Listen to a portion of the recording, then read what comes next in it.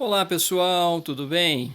Eu gostaria que vocês primeiro me ajudassem a alimentar o algoritmo do YouTube. Então, por favor, já façam isso agora. Já dê seu like, seu dislike, comente, se inscreva no canal, acione o sininho e vamos para o vídeo de hoje. Hoje eu quero falar com vocês de uma notícia que saiu no boletim dos cientistas atômicos, que é um órgão, uma publicação que reúne cientistas do mundo todo, pelo que eu sei, ou de muitos países, não do mundo todo, mas de muitos países, esses cientistas elaboraram, esse boletim criou e elabora o relógio do juízo final, o Doomsday Clock. O relógio do juízo final é uma metáfora, ele simboliza o quanto nós estaríamos aí próximos de um colapso civilizacional, de algo que pudesse ameaçar a própria espécie humana, tá?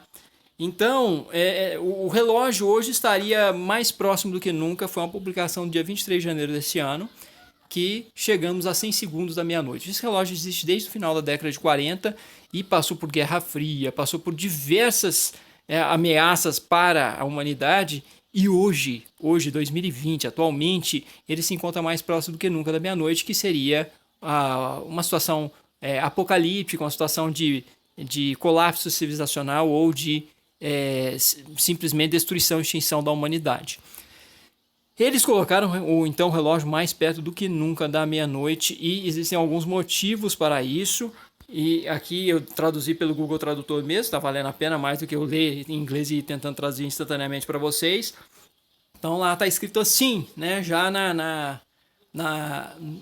no início, né, no resumo deles do que eles estão relatando. O relógio do juízo final agora está mais perto da meia-noite do que nunca em sua história. O boletim dos cientistas atômicos cita a piora da ameaça nuclear, a falta de ação climática e o aumento das campanhas de desinformação para habilitados cibernéticos.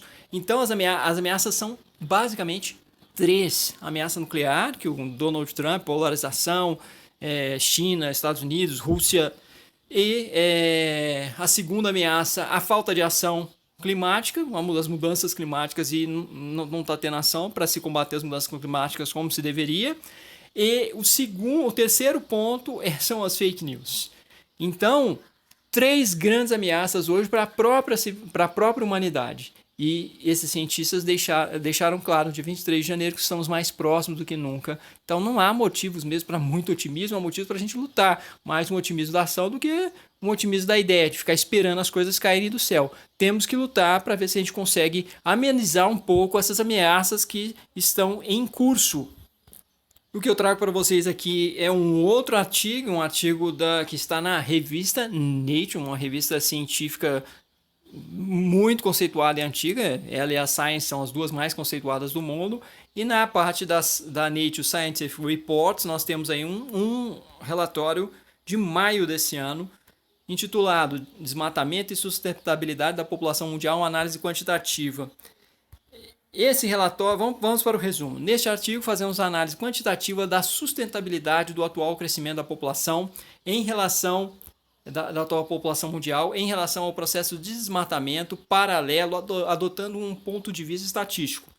Consideramos um modelo simplificado baseado em um processo de crescimento estocástico impulsionado por uma caminhada aleatória em tempo contínuo que retrata a evolução tecnológica da humanidade em conjunto com um modelo logístico determinístico generalizado para a interação homem-floresta, e avaliamos a probabilidade de evitar a autodestruição de nossa civilização.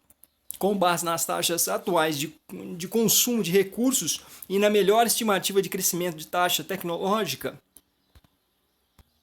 nosso estudo mostra que temos uma probabilidade muito baixa, menos de 10% na estimativa mais otimista, de sobreviver sem enfrentarmos um colapso catastrófico.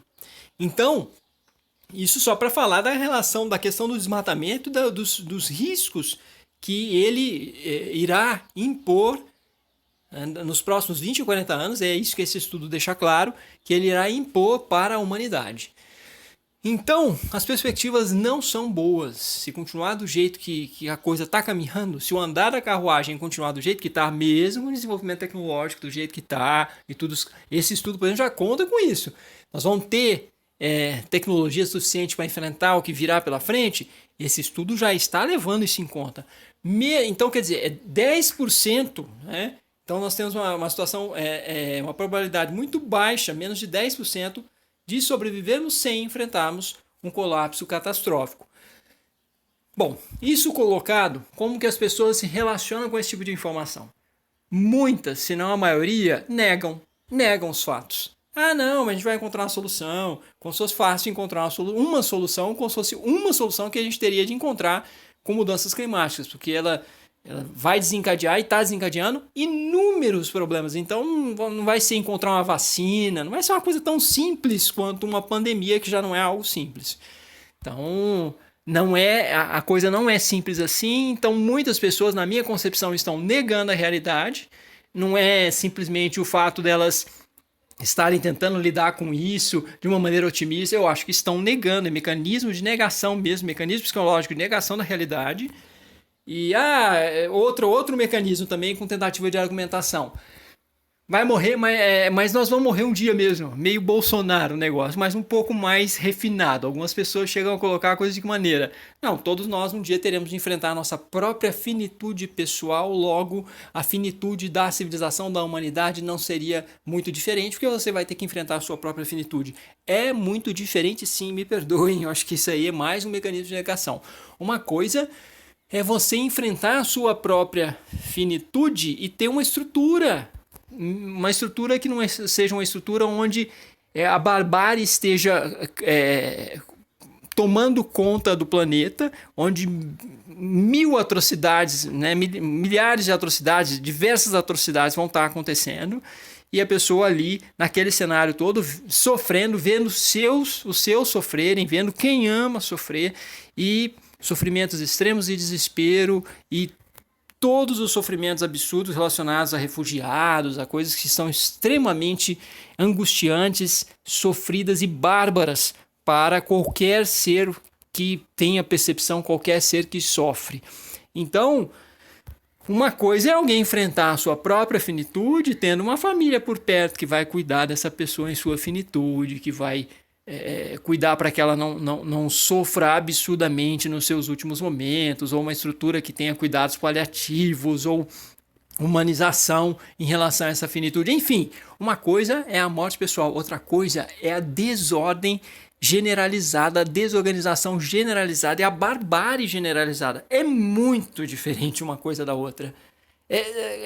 São escalas completamente diferentes, são coisas quantitativa e qualitativamente muito diferentes. Então, esse papinho de que todo mundo vai morrer mesmo, isso é papinho de Bolsonaro, me desculpe, isso é papinho de gente que nega a realidade e que não está lidando nem um pouco com os fatos, e eu estou trazendo para vocês fatos que são trabalhados no meio científico com uma série de critérios e dados e cálculos e estimativas, não é opinião simplesmente.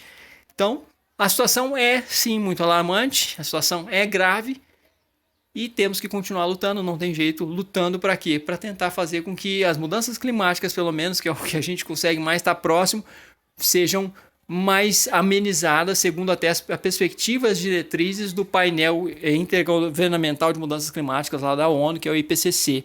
Então nós temos aí 10 anos para correr atrás, para não extrapolar, para não haver uma extrapolação, para não extrapolarem as temperaturas acima de 1,5 graus, para que consigamos manter por volta de 1,5 graus, que não vá muito para acima de 1,5 graus, porque aí as consequências, segundo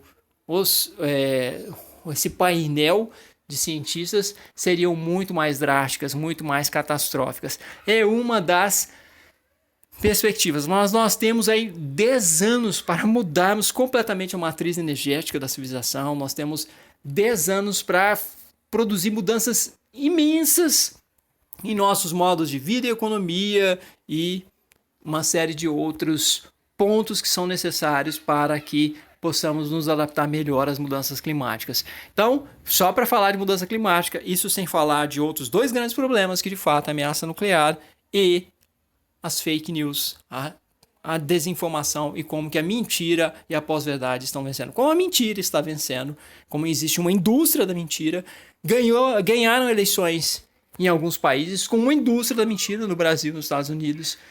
No Reino Unido já é o parlamentarismo, mas nós temos uma indústria da mentira que hoje, quem domina muito bem essa indústria da mentira, quem trabalha muito bem em cima disso e trabalha fundamentado nisso, é a extrema-direita, e ela tem conquistado muito espaço e ela tem um papel enorme nessas 3 grandes ameaças. Então é isso que eu queria colocar aqui para vocês, mas com o intuito de debate. Comentem, me ajudem a alimentar o algoritmo e vamos debatendo, vamos vendo como é que a gente lida com esse tipo de informação. Obrigado então, pessoal. Até a próxima.